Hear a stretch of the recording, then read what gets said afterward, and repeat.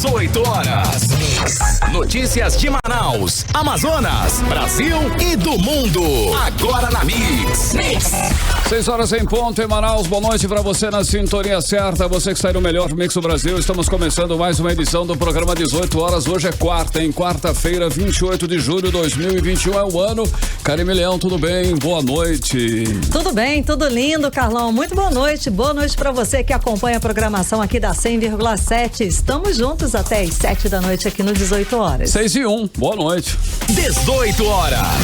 Karime Leão, o Ministério do Turismo, é bacana, hein? Homologa aí o tombamento do Centro Histórico de Manaus. Homologado. A publicação foi feita no Diário Oficial da União desta quarta-feira. O Centro Histórico de Manaus inclui a área entre a orla do Rio Negro e também os arredores do Teatro Amazonas. Muito que bem feito, bom, viu? Né? Muito lindo, ali é tudo lindo. E a característica lá da região são os edifícios históricos construídos durante o período áureo da borracha, né? E mesclados agora com as construções de prédios mais modernos. Vamos lembrar que o Centro Histórico de Manaus já havia sido tombado pelo Instituto do Patrimônio Histórico e Artístico Nacional em 2012. Karime, dá belas fotos ali, né? Pra postar nas redes sociais. Ali, isso é bacana. E são muitas curtidas, viu, gente? O Teatro Amazonas, então, curtida garantida. É garantida. Ali é maravilhoso. O passeio lá é super gostoso. 6 e 2, boa noite. Mix. Bom, e vamos aos destaques do 18 horas de hoje. O estado do Amazonas está sem secretário de Segurança Pública desde o dia 22 de julho. Comissão de Infecção Hospitalar da Maternidade Ana Braga corta o álcool de higienização para economizar. Conselho Indigenista Missionário pede a demissão imediata de um coordenador da FUNAI. É nosso destaque também. O Ministério Público do Amazonas faz recomendação contra a exposição ilegal de menores para sites de Manaus. Essas e outras notícias, os principais destaques do dia, você confere conosco, hein? A partir de agora, aqui no Melhor Mix Manaus, mais uma edição do programa 18 horas. Você está ouvindo 18 horas. Olha, no momento em que a violência se expande no Amazonas, o governo do estado reduziu os investimentos no setor. É o que mostra o estudo O Enfrentamento da Covid-19 e o Financiamento das Políticas Públicas de Segurança em 2020, publicado pelo Fórum Brasileiro de Segurança Pública. Mesmo batendo recorde na arrecadação, o governo do estado gastou em 2020 menos que em 2019. Exatamente, Carlão. O governo do Amazonas registrou o pagamento na segurança pública de 2 bilhões e 210 milhões de reais em 2019. No ano de 2020, o governo gastou cerca de 10 milhões de reais a menos. Esse valor diminuiu mesmo com o arrecadamento, né? Com o Amazonas arrecadando cerca de 3 bilhões de reais a mais entre 2019 e 2020. E o certo seria o quê? Óbvio, aumentar esse investimento na segurança pública para enfrentar a onda de violência que se intensificou aqui na capital e no interior. Karime, o desmonte da segurança pública é visível em toda a estrutura das polícias civil, militar e também criminal. As viaturas sumiram nas ruas. O número de policiais militares está defasado em mais de 50% e ainda falta delegados e escrivães em várias unidades, principalmente no interior do estado.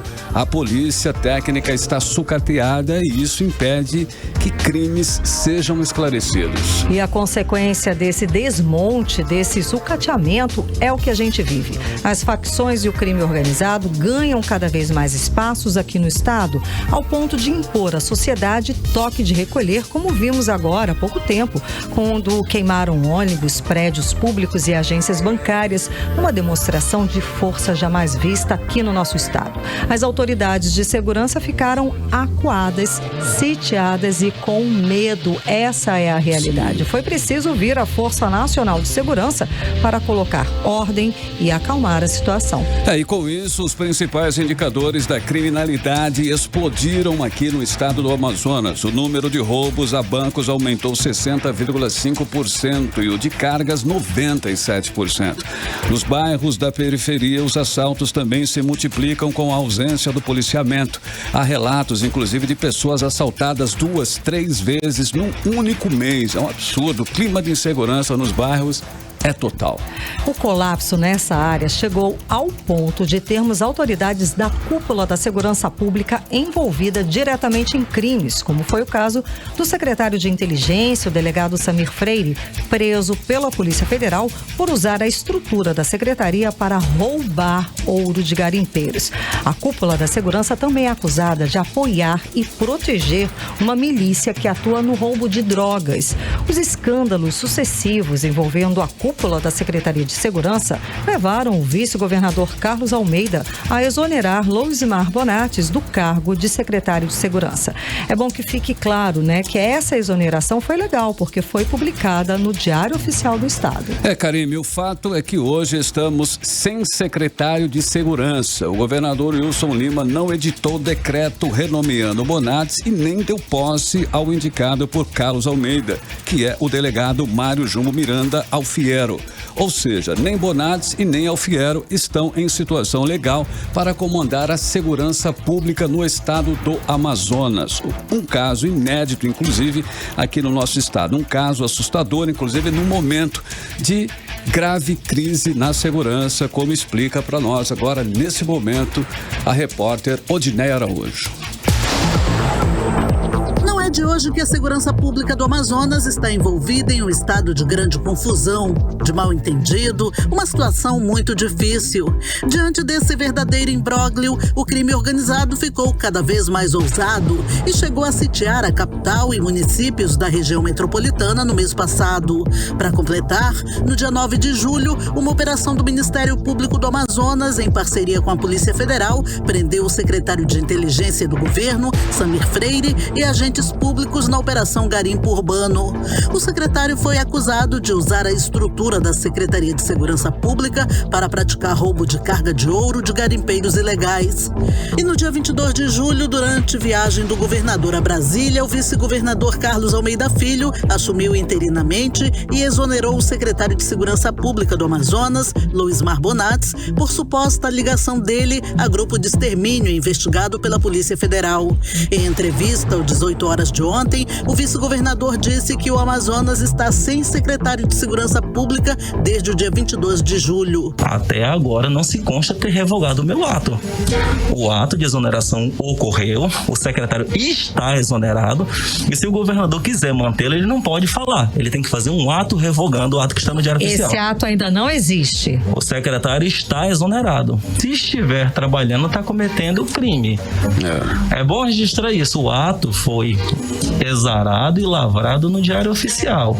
Esse Diário Oficial tem data, tem registro e foi publicado adequadamente. Sobre suspensão é irregular. O 18 Horas perguntou ao governo do estado e à Secretaria de Segurança do Amazonas se a exoneração do secretário Loizmar Bonates seria revogada oficialmente pelo governador Wilson Lima, mas até o fechamento da reportagem eles não enviaram resposta. Também questionamos por que até hoje não foi nomeado nenhum secretário para a pasta da Inteligência, mas também não recebemos resposta.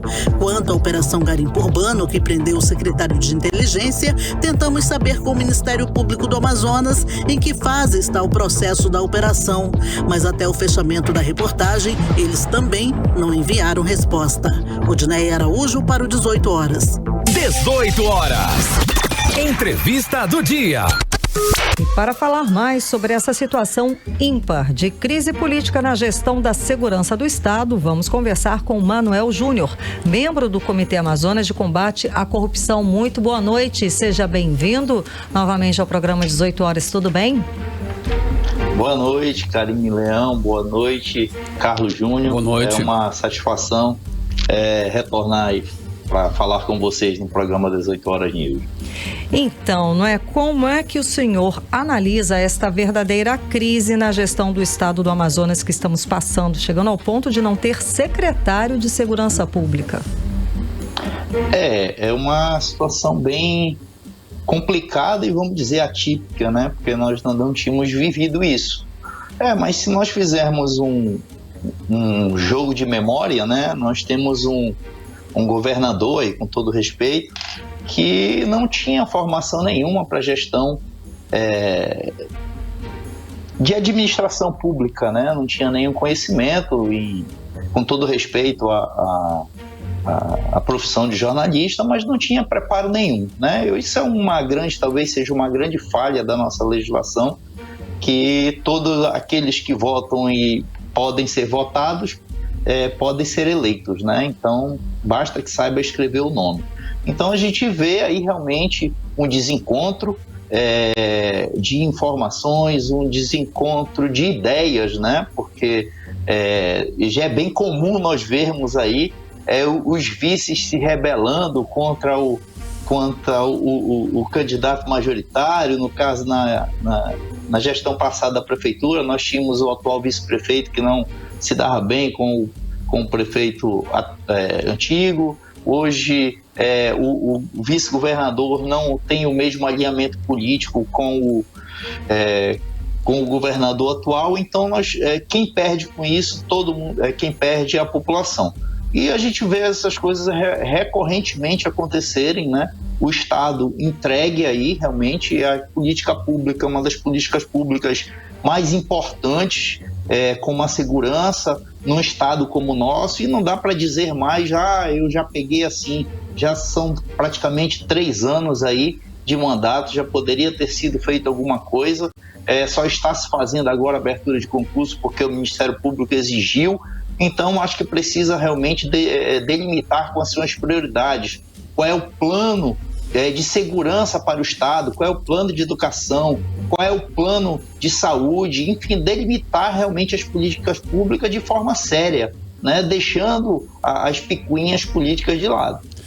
Ok, olha, na sua opinião, quando o governador Wilson Lima tenta manter o secretário Bonades ainda na secretaria no meio aí de tantas denúncias de irregularidades comprovadas, Wilson Lima, o governador, ele acaba sendo cúmplice dessas irregularidades? Qualquer governo que se preze, qualquer ente, qualquer secretário que esteja dentro, o certo seria, vamos afastar, vamos apurar, esperar o devido processo legal, porque ninguém pode ser condenado antes do trânsito em julgado. Então, que fosse observado, afasta, apura, tem culpa, tira, não tem, continua, né? Então, até num aspecto que nós estamos vivendo hoje, ainda que não tenha, não se veja a culpa, mas existe o aspecto que o Estado está sem secretário de segurança, que é um grande absurdo, né? Então, quem é que está comandando a nossa segurança hoje? E é essa a minha próxima pergunta. É uma situação ímpar para a história do Estado aqui, ficar sem secretário de Segurança Pública, por tanto tempo, pelo menos. É isso, Karine, o que a gente vê acontecer, né? Nós estamos vendo realmente o crime organizado tomar conta da nossa cidade.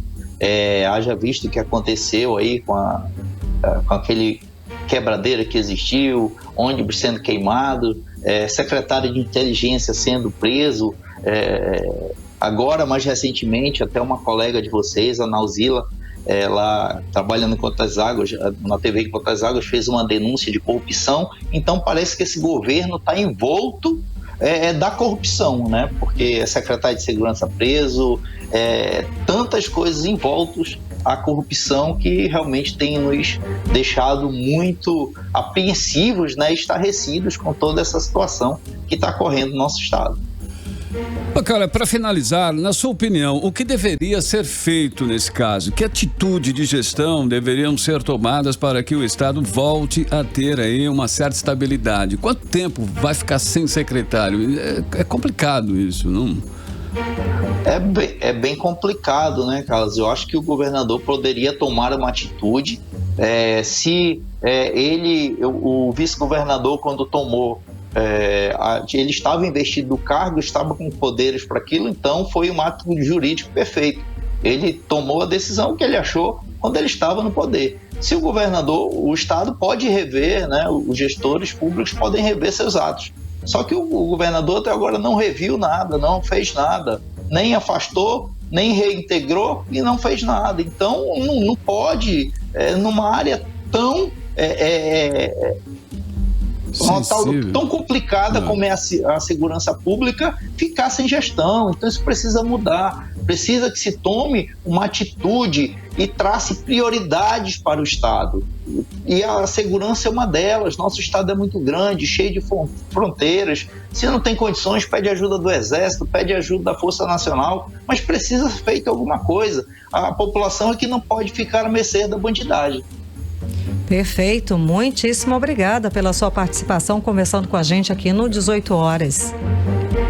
Obrigado, Karine, obrigado, Carlos Júnior. Eu fico sempre à disposição para qualquer oportunidade de esclarecer e bater um papo sobre o nosso Estado. Ok. Muitíssimo obrigado, uma ótima noite. Obrigado. Boa noite, igualmente. Conversamos com o Manuel Júnior, membro do Comitê Amazonas de Combate à Corrupção. Agora 6h16, boa noite. Você está ouvindo 18 Horas. E a Comissão de Infecção Hospitalar da Maternidade Ana Braga corta o álcool de higienização para economizar.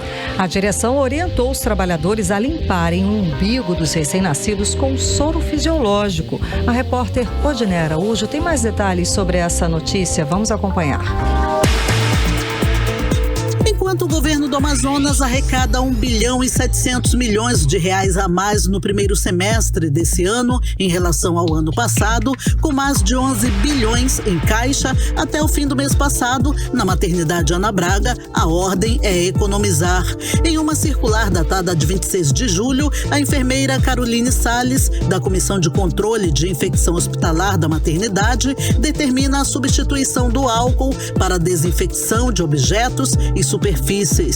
No documento são apresentadas alternativas para a desinfecção, como quaternários de amônio para limpar superfícies feridas, clorexidina para inserir catéter ou procedimentos invasivos e até soro fisiológico para a limpeza do umbigo de recém-nascidos. A denúncia chegou ao Sindiprive por trabalhadores da saúde indignados, conforme relata a presidente do sindicato, Graciete Mouzinho. Foi suspenso o uso de álcool porque diz que está muito caro e o Estado tem que economizar. Aí eles vão ter que usar clorexidina, essas porra toda agora. Em todos os setores, como vai higienizar o coto, né, o cordão umbilical do bebê, né, que é o cordão umbilical, a gente passa o álcool, né, para fazer a limpeza. Então agora não vai ser mais, vai ser álcool gel para higienizar ou então o soro fisiológico. O 18 Horas ouviu a infectologista Ana Galdina Mendes sobre a importância do álcool na desinfecção hospitalar. De acordo com a especialista, o álcool combate diretamente bactérias e vírus. Por isso, o produto é fundamental para a desinfecção de superfícies com machucados e de alguns aparelhos utilizados no serviço de saúde. Mas para ter essa atividade, não é todo o álcool. A gente já tem que ter um álcool com uma concentração mínima de 70%. Então, às vezes a gente acha que aquele álcool caseiro, que tem 46% de concentração, ou alguns álcools que a gente encontra por aí, 65% de concentração, eles não atingem essa capacidade. Então, o álcool, que é o álcool de uso hospitalar, ele tem que ter no mínimo uma concentração de 70% para que se atinja essa funcionalidade e ele tenha realmente esse poder de desinfecção, que é de eliminar os agentes microbiológicos. A infectologista lembra que, além da concentração de 70%, o álcool, que pode ser líquido ou em gel, não pode ser o de uso doméstico, mesmo que tenha 70% de concentração. De acordo com ela, tem sido comum o uso de álcool doméstico em ambiente hospitalar, mas esse álcool não consegue desinfectar adequadamente. Quanto ao uso do soro fisiológico para higienizar o cordão umbilical do recém-nascido, Ana Galdina Mendes diz que o uso é inadequado. Álcool não pode ser substituído por soro. Soro não tem nenhuma ação sobre vírus e bactérias, nenhum tipo de ação. Água e sabão, água e sabão. Eles limpam a superfície, mas também não tem a ação necessária para eliminar vírus e bactérias concentradas nesse ambiente hospitalar. Então, no serviço de saúde, na prática de saúde, há sim soluções que a gente pode substituir, mas a maioria das vezes essas soluções, elas são muito mais caras que o próprio álcool. O 18 Horas questionou a Secretaria de Saúde do Amazonas sobre a ordem para substituir o uso do álcool nos procedimentos da maternidade Ana Braga, referência em parto prematuro, mas até o fechamento da reportagem, a Secretaria não enviou resposta. Odinaia Araújo para o 18 Horas. Você está ouvindo 18 Horas. 6 horas 20 minutos em Manaus e ainda hoje você confere aqui no 18 Horas. Conselho Indigenista Missionário pede a demissão imediata de um coordenador da FUNAI. Esse é o nosso assunto em instantes. Mix. Agora a previsão do tempo, hein? Tempo e temperatura para esta noite de quarta-feira e também a madrugada de quinta-feira. Tempo e temperatura agora com Karime Leão. Previsão do tempo. Segundo informações do Climatempo, a previsão é de pancadas de chuva durante a noite e a madrugada. A mínima prevista é de 25 graus e a máxima não deve passar dos 32 graus. As chances de chuva são de 90% e a umidade relativa do ar fica entre 30% e 64%. Agora 6h26, boa noite. Mix. E as águas do Rio Negro baixaram mais 4 centímetros de ontem para hoje. Agora a cota no Porto de Manaus está em 29 metros e 8 centímetros. Com isso, o Rio Negro já baixou 94 centímetros desde que atingiu o recorde histórico de 30 metros e 2 centímetros. 18 Horas. E nos últimos 3 dias, a média diária de vacinados tem sido de 12 mil pessoas com idade a partir dos 18 anos de idade.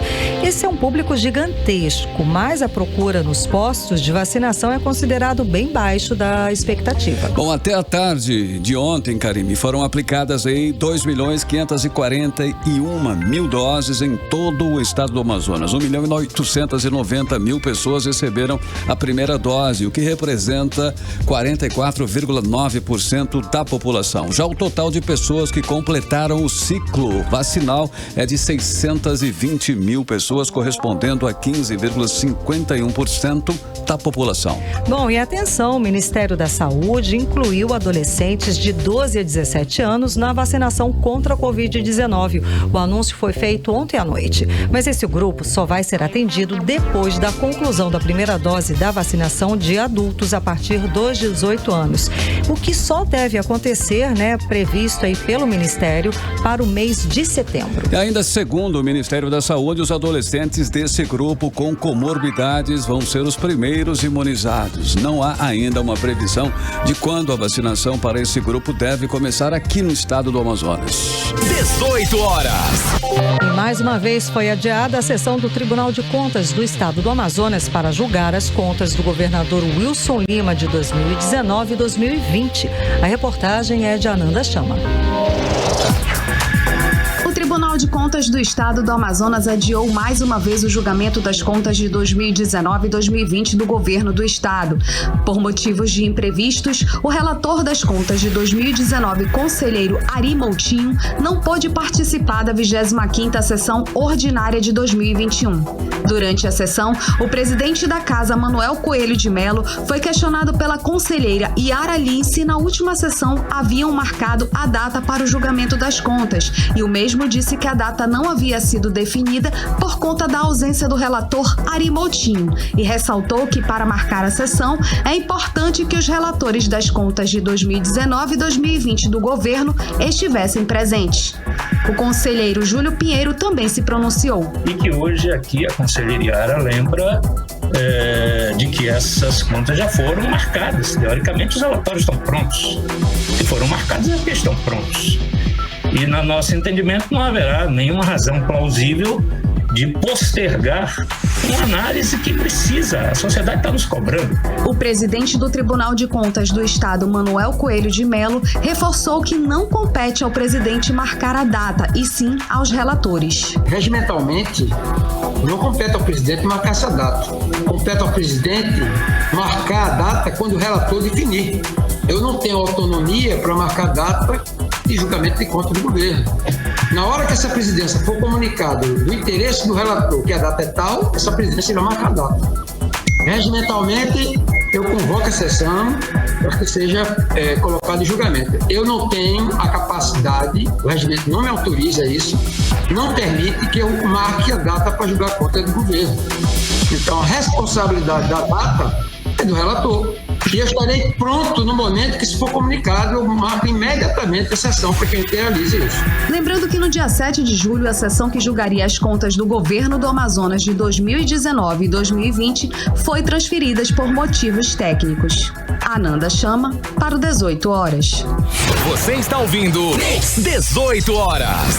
O Dia do Motociclista foi comemorado nesta terça-feira. A data comemora um estilo de vida, lógico, né? Mas também alerta para a conscientização da segurança no trânsito.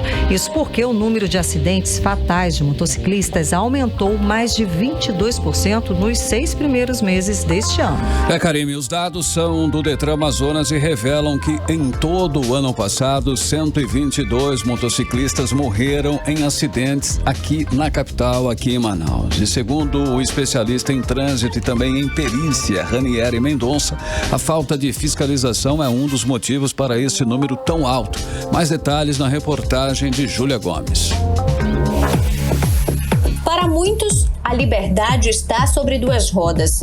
É mais do que apenas andar de moto, é um estilo de vida. Para outros, a motocicleta é o meio de levar o sustento para dentro de casa.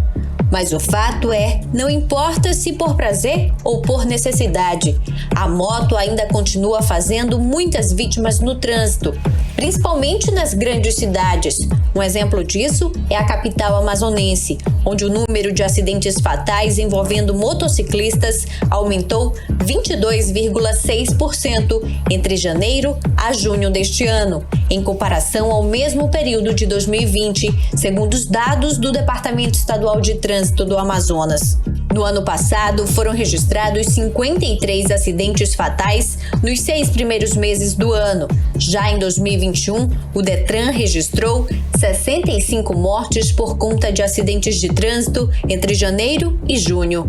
Ainda de acordo com os dados, 112 motociclistas morreram em acidentes de trânsito em Manaus durante todo o ano passado. Com a pandemia de Covid-19, a moto se tornou uma das principais alternativas de renda para quem perdeu o emprego, sendo utilizada para serviços delivery. Contudo, 99% dos motociclistas não possuem um curso de motofretista, como determina a Lei de Trânsito. Segundo o especialista em trânsito e perícia Ranieri Mendonça, a falta de uma regulamentação específica por parte do Estado e do município para coibir que qualquer pessoa sem a devida capacitação exercesse a função de entregador contribuiu para o aumento do número de vítimas fatais e de infrações de trânsito aqui no Amazonas, em especial Manaus. Então, qualquer pessoa estava adentrando no mercado de qualquer forma. Já existia esses profissionais. Com esse aumento, a quantidade de entregas, elas foram divididas. E aí, automaticamente, para você ganhar mais, você precisa justamente fazer mais entregas. E aí, foi aonde nós vimos aí verdadeiro show de respeito ao trânsito. Ainda conforme o Departamento Estadual de Trânsito do Amazonas, a motocicleta é o segundo meio de transporte mais utilizado nas ruas de Manaus. Atualmente, são mais de 219 mil veículos de 2 rodas em circulação. Segundo Ranieri Mendonça, o tema da campanha educativa de trânsito neste mês de julho, estabelecido pela Resolução 806 do Conselho Nacional de Trânsito, é voltado para motociclista consciente evita acidentes. Infelizmente, nós não vimos aqui dentro de Manaus, nós não vemos dentro do Estado, os órgãos competentes que são responsáveis, os setores de educação, focar nisso. Segundo o especialista em trânsito e perícia Ranieri Mendonça, a falta de fiscalização associada ao papel de orientação ao motociclista estão entre os motivos para o alto número de acidentes na capital. Nós precisamos que a fiscalização de trânsito ela seja mais efetiva também diretamente voltada para esse público e que também tenha mais informação, que o setor de educação para o trânsito dos órgãos competentes trabalhem mais focados também nessa área. Ontem foi o dia do motociclista e nós não vimos nenhum evento específico para isso. Nós precisamos de um estudo completo para ver aonde e o que está acontecendo e um estudo de como deve ser aplicada a educação para o trânsito e depois verificar se aquilo dali surtiu efeito ou não. Após isso, verificar se há uma necessidade de refazer isso e de como deve ser aplicado. Infelizmente não é o que está acontecendo e está aí. Nós estamos praticamente no 4º mês consecutivo com números de acidentes de trânsito altíssimos. O conselho e a sugestão também que eu já aproveito para passar para principalmente os motociclistas é que respeitem as normas de circulação, que realizem a manutenção de forma preventiva na sua motocicleta, porque isso ajuda também a evitar acidente. E que principalmente eles devem lembrar que existe alguém em casa esperando o seu retorno, assim como dos demais usuários do trânsito. Então, pilotar a motocicleta com segurança e principalmente lembrar que a vida é uma única. Perdeu, não tem peça de reposição. Júlia Gomes para o 18 horas. Você está ouvindo 18 horas. E as inscrições para o concurso do Banco do Brasil foram prorrogadas até o dia 7 de agosto. O prazo inicial terminava hoje. No total, são 4.480 vagas abertas em todo o país. 2.240 para contratação imediata e o restante para a formação de cadastro de reservas. Karime, as inscrições podem ser feitas no portal da Fundação sesgranrio.org.br, sesgranrio.org.br. Tem um pagamento aí de R$ 38,00 é a taxa de inscrição. Os pedidos de solicitação de isenção da taxa de inscrição também foram prorrogados, inclusive para o dia 2 de agosto agora. E o salário inicial é de R$ 3.037. A escolaridade exigida é o ensino médio. Há também benefícios de R$ 831,00 de auxílio alimentação e R$ 654,00 de cesta alimentação. 18 horas. O Conselho Indigenista Missionário publicou nota repudiando as declarações de um coordenador da FUNAI que falou em meter fogo, entre aspas, em índios isolados no Amazonas. Karime, o Conselho Indigenista pede a demissão imediata do tenente da reserva do Exército que ocupa o cargo, além da abertura de inquérito para apurar crimes de genocídio contra os povos indígenas isolados. Mais detalhes na reportagem de Júlia Gomes. A nota de repúdio foi publicada na terça-feira, 27 de julho, no site do Conselho Indigenista Missionário, que, por meio da sua equipe de apoio aos povos indígenas livres, repudia as declarações do coordenador regional da Fundação Nacional do Índio, o tenente da reserva do Exército, Henry Charles Lima da Silva, que falou em atear fogo em índios isolados. De acordo com a nota do Conselho, é necessária a imediata demissão do tenente Henry Charles Lima da Silva da coordenação regional da FUNAI no Vale do Javari e que a sua permanência no cargo representa uma grave ameaça aos povos indígenas, em especial aos isolados, e torna o governo corresponsável por suas declarações de incentivo à violência e ao genocídio. Na semana passada, a Folha de São Paulo publicou uma matéria depois de obter áudio do tenente da reserva do Exército, encorajando líderes do povo marubo a disparar contra indígenas isolados, caso fossem importunados por eles. No áudio, ele afirma que entraria em contato com o pessoal da frente, que seria de proteção etnoambiental, e pressionaria. E disse, abre aspas, vocês têm que cuidar dos índios isolados, porque senão eu vou, junto com os marubos, meter fogo nos isolados. Fecha aspas. Disse Henry durante uma reunião na aldeia Paulinho, em 23 de junho, no rio Ituí, na terra indígena Vale do Javari. A carta do Conselho Indigenista Missionário reforça ainda o pedido da coordenação das organizações indígenas da Amazônia, feito à 6ª Câmara de Coordenação e Revisão do Ministério Público Federal, para a instalação de um inquérito para apurar crime de genocídio contra os povos indígenas isolados e para determinar o afastamento imediato do coordenador regional da FUNAI no Vale do Javari. Júlia Gomes para o 18 horas. Bom, em pleno recesso parlamentar, o vereador de Manaus, Daniel Vasconcelos, do PSC, resolveu realizar uma viagem ao município natal com passagem diárias custeadas pela Câmara Municipal de Manaus. O vereador é natural de Óbidos, município paraense. E para justificar a viagem, o parlamentar disse que foi até o município para, abre aspas, alinhar termo de cooperação técnica com o objetivo de auxiliar os obdenenses que residem em Manaus. Karime, a autorização da viagem do vereador foi publicada, inclusive, por meio de portarias assinadas pelo presidente da casa, o vereador Davi Reis, que é do Avante, republicada no Diário Oficial Eletrônico na última sexta-feira. E para cada dia fora de Manaus, o vereador vai receber R$ 1.146,10. E pelos 3 dias fora de Manaus, Daniel Vasconcelos receberá R$ 4.438,30. Bom, é claro que a informação virou notícia e o vereador Daniel Vasconcelos não gostou da exposição e da divulgação desta viagem. Em nota, ele criticou a imprensa e disse que acha muito natural usar o dinheiro público para visitar a cidade natal. 18 horas. E agora vamos para Brasília falar com o correspondente do programa 18 horas, o jornalista Carlos Eduardo Matos. Muito boa noite, Carlos Eduardo. Então, finalmente saiu a nomeação de Ciro Nogueira para o ministro-chefe da Casa Civil e, consequentemente, assumiu o cargo no Senado a mãe dele, Eliane Nogueira. Ficou literalmente tudo em casa, não é não? Boa noite. Boa noite, Karime. Tudo em casa, realmente. A suplente, boa noite, né? Carlão. Tudo bem com vocês? Boa noite a todos. Suplente, vale lembrar. Suplente, não é ilegal, viu? Não a lei, pode. A lei, ela permite, viu? A mãe, a Ciro mulher. Nogueira se licenciou do cargo. Exatamente, Carlão.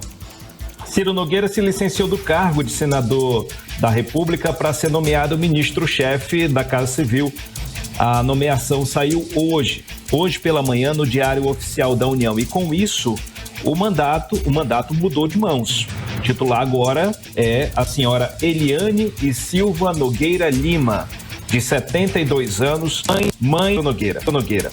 Então o mandato ficou em família, como vocês disseram, tá em casa, Karine. Então, dona Eliane Nogueira é empresária de Teresina, pra gente saber quem é ela.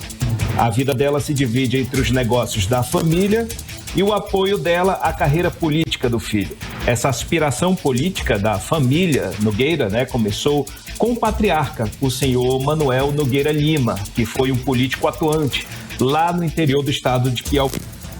Além de Ciro, dona Eliane tem 4 filhos, alguns deles também ligados à vida política. Ciro Nogueira, quando era senador, tinha uma vaga de titular na base aliada do governo na CPI Covid-19 no Senado Federal. Dona Eliane, apesar de ter assumido o mandato do filho, não vai ocupar essa vaga na CPI. Quem deve assumir é o senador Luiz Carlos Reis, do estado do Rio Grande do Sul.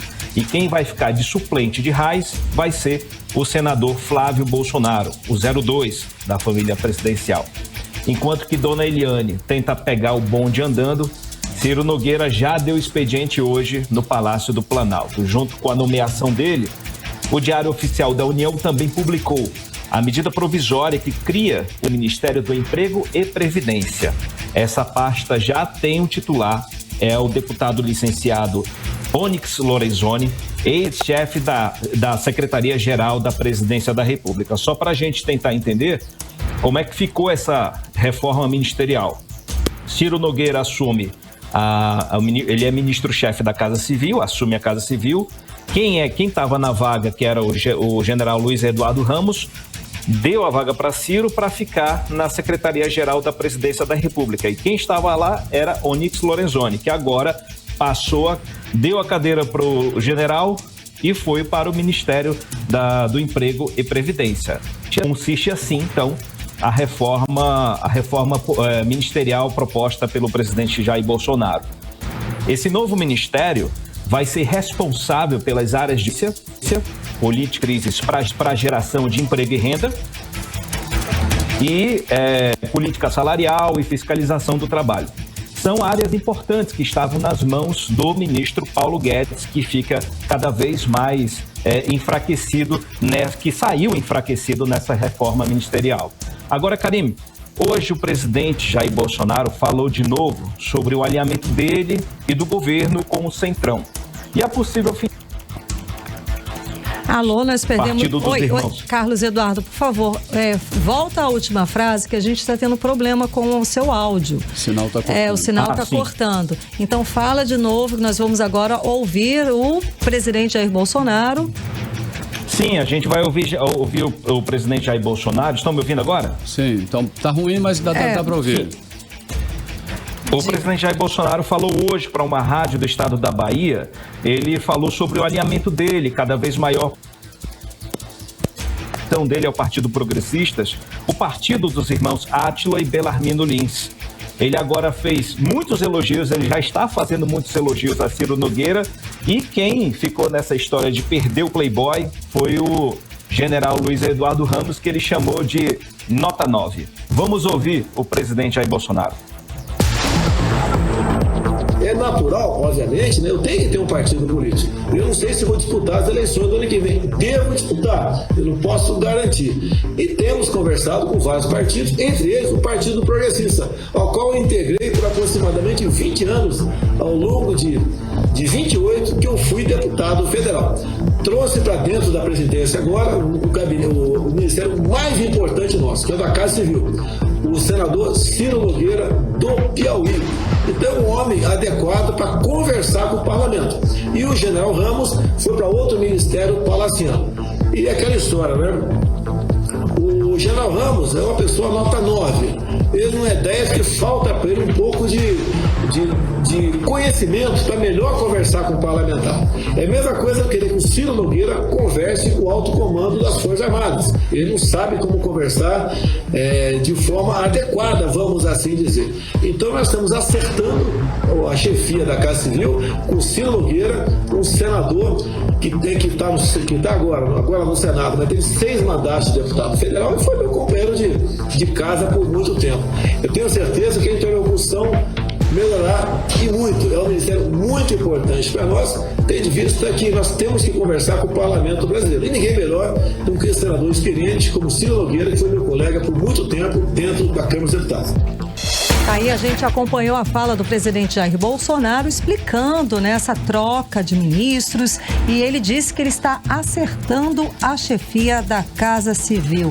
É exatamente isso, Carlos Eduardo? Afinal de contas, a Casa Civil é um posto, né, um lugar extremamente importante, estratégico. Muito estratégico, ou seja, realmente é o que a gente tem conversado. Parece que ele está já fazendo a movimentação política para o ano que vem, ano eleitoral. Exatamente. Quem é responsável pela distribuição dos recursos do governo federal para os estados e municípios e também pela alocação de cargos, distribuição de cargos, nomeações, exonerações, tudo isso fica a cargo da Casa Civil. Então, o Ciro Nogueira vai ser o chefe de um setor estratégico, como o Carlão acabou de dizer. Então, o presidente Jair Bolsonaro entregou literalmente o corpo do seu governo para um líder do Centrão, que vai dar em troca, como nós dissemos ontem, que vai dar em troca nesse trabalho. O que vai ter em troca? Vai ter governabilidade, vai ter alinhamento político com o Congresso Nacional. Ele propõe que as pautas do governo federal, do governo, sejam aprovadas no Congresso de forma mais rápida e, como você disse, tudo isso vislumbrando as eleições de 2022. Então, tem muita água que vai passar por baixo dessa ponte, porque a gente vai ver, primeiramente, como é que vai ser o relacionamento lá dentro do Palácio do Planalto, entre o líder do Centrão, Ciro Nogueira, o presidente Jair Bolsonaro e o governo dele, os aliados dele, porque são aliados da base ideológica.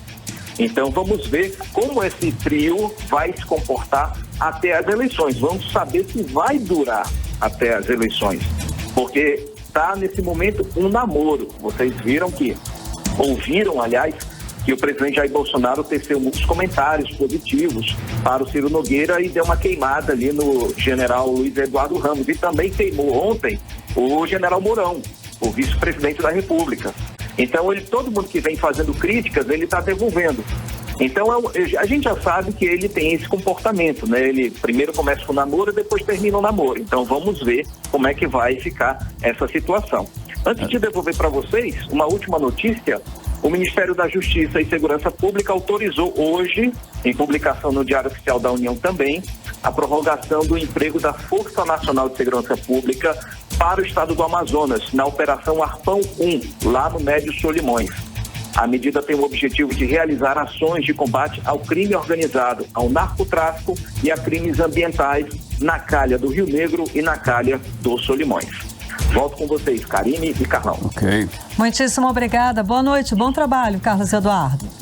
Um abraço para vocês. Tchau, tchau. Boa noite. Tchau, tchau. Falamos com o correspondente do programa 18 Horas lá em Brasília, o jornalista Carlos Eduardo Matos. Agora 6h51, boa noite. 18 horas.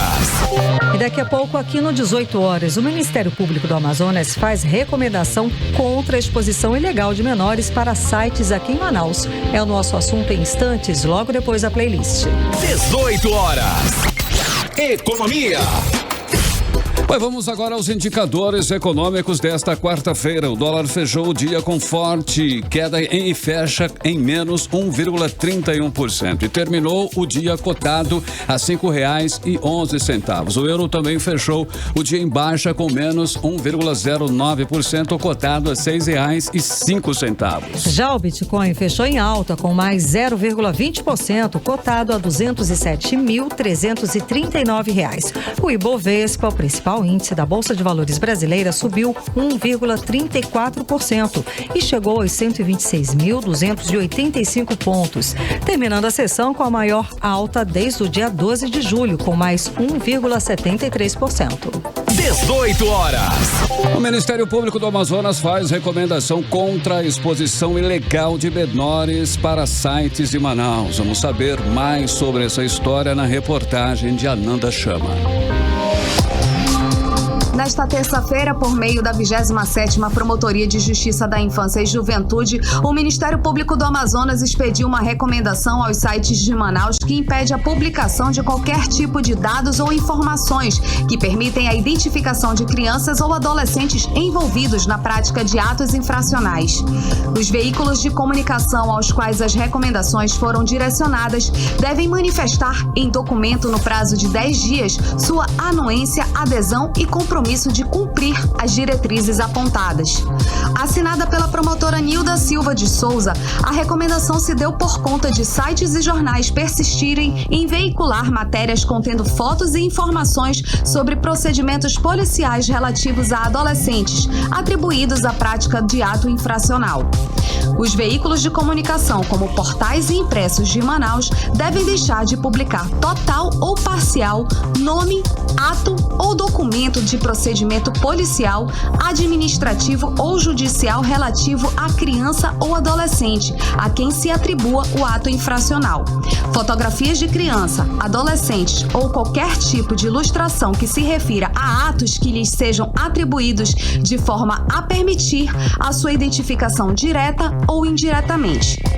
O descumprimento das determinações do artigo 247 do Estatuto da Criança e Adolescente implica em pena de multa de 3 a 20 salários de referência, aplicando-se o dobro em caso de reincidência. A promotora Nilda Silva de Souza fala sobre a preservação da imagem da criança e do adolescente infrator. Os direitos de crianças e adolescentes concernentes à liberdade, dignidade e respeito são assegurados tanto pela Constituição Federal quanto pelo Estatuto da Criança e Adolescente. Esses direitos abrangem a preservação da imagem e da identidade de jovens e crianças. Quando se trata de imagem de infrator juvenil, o ECA, em seu artigo 143, veda expressamente a divulgação de atos judiciais, policiais e administrativos que digam respeito à criança e adolescente a quem se atribua a autoria de ato infracional. E determina que qualquer notícia a respeito do fato não poderá identificar a criança ou adolescente e veda expressamente a publicação de fotografia, referência a nome, apelido, filiação, parentesco, residência, inclusive iniciais de nome e sobrenome. A violação dessa regra implica na penalidade incerta no artigo 247 do ECA, que estabelece multa de 3 a 20 salários de referência, aplicando-se o dobro em caso de reincidência. A norma visa resguardar a identidade do adolescente a quem se atribua a autoria de ato infracional. Ananda chama para o 18 horas. Você está ouvindo 18 horas. Agora 7 horas em ponto em Manaus e nós vamos atualizar os números da Covid-19 aqui no Amazonas e no Brasil com Karine Leão. E a Fundação de Vigilância em Saúde, por meio do Boletim Diário Covid-19, traz o diagnóstico de 489 novos casos de Covid, totalizando para 415.278 o total de casos de Covid-19 no estado do Amazonas. Ainda segundo o boletim, foram confirmadas 7 mortes, levando para 13.508 o total de mortes aqui no estado. E no Brasil, de acordo com informações do Ministério da Saúde, o país totaliza hoje 19.700.000 pessoas diagnosticadas positiva com a Covid-19. O país também soma 552.000 mortes. O país também tem um número de 17.700.000 pessoas recuperadas da doença. Agora 7 horas e 1 minuto, seguimos direto para o Editorial 18 horas. Editorial 18 horas. Uma pesquisa de opinião divulgada nesta semana traz uma visão desalentadora dos brasileiros sobre o país. 7 em cada 10 entrevistados afirmam que o Brasil está em declínio e a sociedade está falida, que a economia só favorece os ricos e que os partidos políticos não se preocupam com as pessoas comuns. 8 em cada 10 entrevistados acreditam que a principal divisão da sociedade é entre cidadãos que trabalham duro e a elite política e econômica. A pesquisa deve servir de alerta em alto e bom tom para que a sociedade não descambe na busca de líderes milagreiros que nunca funcionaram, para que sejam reforçadas as instituições democráticas e para que os gestores em todos os níveis saibam que os cidadãos não estão satisfeitos com suas atuações. A população se sente desassistida pelos governantes. 18 horas. 7:02, Karime, boa noite. Boa noite, obrigada pela companhia, um beijo. Continue bem, continue em 100,7 amanhã, quinta-feira, a partir das 6 da tarde, mais uma edição para você aqui no melhor mix do Brasil. Você ouviu 18 horas. As notícias do Brasil e do mundo. De volta amanhã.